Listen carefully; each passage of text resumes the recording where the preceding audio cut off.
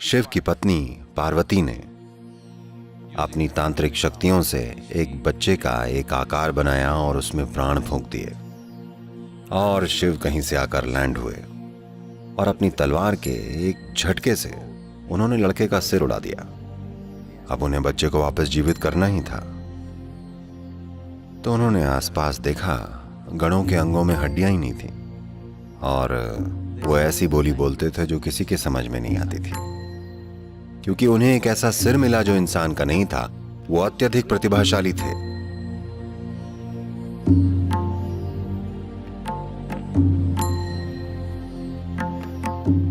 तो मानसरोवर बहुत महत्वपूर्ण है, क्योंकि ये सांस्कृतिक रूप से महत्वपूर्ण है, क्योंकि जब भी शिव, वो थोड़े घुमक्कड़ किस्म के गृहस्थ हैं, वो दूर निकल जाते हैं, तो उनकी पत्नी पार्वती कैलाश में रहने की बजाय वो यहाँ नीचे आ जाती हैं, क्योंकि वहाँ सब बर्फ ही बर्फ है। वो यहाँ नीचे आ जाती हैं, यहाँ कम से कम ठंडा पानी तो है, तो वो ज़्यादातर यहीं रहती हैं। तो कैलाश के बजाय मानसरोवर में ज़्यादा समय बीता, इसलिए यहाँ कई चीज़ें हुई। उनमें से एक चीज़ ये हुई कि गणपति का जन्म यहाँ हुआ। तो उनका सिर हाथी का नहीं है, वो गणपति हैं। गण मतलब वो गण जो शिव के साथी हैं। आमतौर पर उनकी व्याख्या विकृत और विक्षिप्त इंसानों की तरह की जाती है, या जीव, इंसान नहीं। उनका रूप इंसानों जैसा नहीं है, अजीबोगरीब रूप है। और उनके हाथ पैर ऐसे थे जिनमें हड्डियां नहीं थी, बिना हड्डियों वाले हाथ पैर। और वो ऐसी बोली बोलते थे जो कोई और नहीं समझ सका। वो बोलते तो बेसुरा कोलाहल होता था और लगता था कि वो हमेशा मदहोश रहते थे, या कम से कम वो ऐसा बर्ताव करते थे। तो उन्हें गण पुकारा गया और वो शिव के परमानेंट साथी थे, हर समय उनके साथ रहते थे। दूसरे आए और गए, पर वो हमेशा वहीं रहे। तो ऐसी ही एक यात्रा पर शिव निकले, तो वो 12 साल के लिए चले गए। इसके हम कई सांस्कृतिक और वैज्ञानिक कारण बताते हैं कि वो क्यों 12 साल के लिए गए, क्योंकि ज़्यादातर जब भी वो गए वो 12 साल के लिए गए। तो एक बार जब वो गए हुए थे और जब वो 11-12 साल बाद वापस लौटे, पार्वती यहाँ झील के किनारे बैठी हैं। मैं चाहता हूँ आप इसकी कल्पना करें, एक अकेली स्त्री मानसरोवर के तट पर बैठी हैं और वहाँ कुछ भी नहीं है। उनको एक बच्चा चाहिए। वो एक बच्चे को जन्म नहीं दे पा रही हैं, क्योंकि शिव का बीज मानव नहीं है। तो ये साफ है कि उनका बच्चा नहीं हो सकता। पर जब वो अकेली होती हैं, जब वो शिव के साथ होती हैं, तब वो ठीक रहती हैं। जब वो लंबे समय के लिए चले जाते हैं, उनकी ममता जाग उठी और उनको एक बच्चा चाहिए।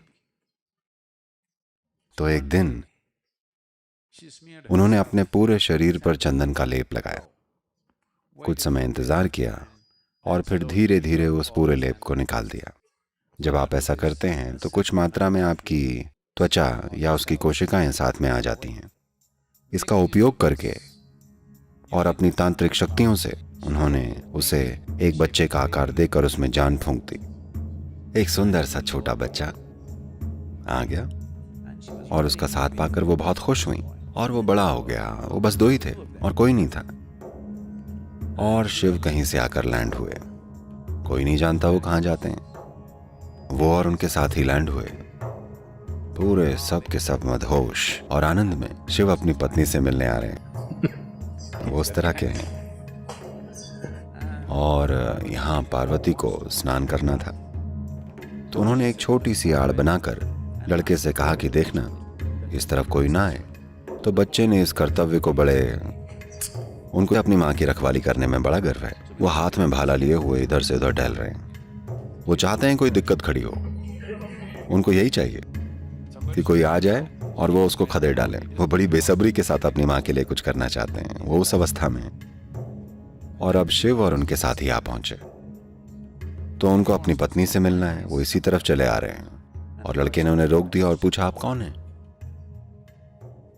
शिव ने कहा, तुम मुझसे पूछ रहे हो मैं कौन हूं? और अपनी तलवार के एक झटके से उन्होंने लड़के की गर्दन उतार दी और पार्वती से मिलने चले गए। अपनी पत्नी को 12 साल बाद देखकर वो बहुत खुश थे, पर पत्नी ने जब तलवार पर खून देखा और वो चिल्लाई और उन पर आतिशबाजी हुई। अब उन्हें नहीं पता था कि क्या करें। उन्हें लगा 12 साल बाद उनका भव्य स्वागत होगा। यहां वो उन पर चिल्लाए जा रही हैं। उन्होंने कहा, आपको उसे वापस जीवित करना पड़ेगा। वो बोले, ये संभव नहीं है, उसका सिर धड़ से अलग हो चुका है, वो खत्म हो चुका है। मैं नहीं जानती कि क्या हुआ है, मुझे वो बस जिंदा चाहिए। अब अगर उन्हें अपनी पत्नी चाहिए तो उन्हें इस बच्चे को वापस जीवित करना ही पड़ेगा।